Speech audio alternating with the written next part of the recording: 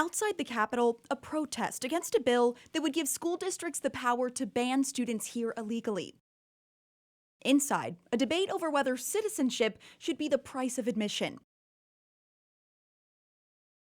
The Senate Education Committee narrowly passing an amendment to that bill that would give undocumented students another option: pay cash to stay in class. Currently, if you live in an adjoining county and you want to attend an LEA in a corresponding county, they have the authority they can charge you tuition for that. So we're trying to make sure that there's no difference between how that methodology works versus how the methodology would work for someone who is here unlawfully. The Senate amendment would let school districts check whether students are legal citizens before enrollment.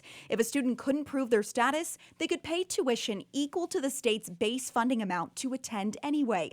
Last year, that was almost $7,000. The bill's Senate sponsor says the changes are partly to make the bill more defensible in court, but school districts wouldn't be required to do any of it. There's nothing that says you have to change anything that you're doing today. The House sponsor seems to be on board, at least with the part of the amendment that would let districts ask whether students are citizens. Right now, a 1982 Supreme Court ruling says they can't. They can ask residency questions. They can ask for a utility bill to make sure that you live within that district, and that is perfectly acceptable by everyone. Because if you live over in a different district, then you're not the responsibility of Sumner County Schools. If you live over in Robertson County, that's Robertson County Schools. So if someone is here illegally, they are not the responsibility of Tennesseans to pay for their education. They are here illegally. And so you need to at least be able to ask that question. Democrats believe the bill is not only morally wrong, but it's asking for the state to be sued. I didn't come here to pass bills that will make the state be in lawsuits. But Republicans say that's exactly the goal. I want the U.S. Supreme Court to rule on this issue again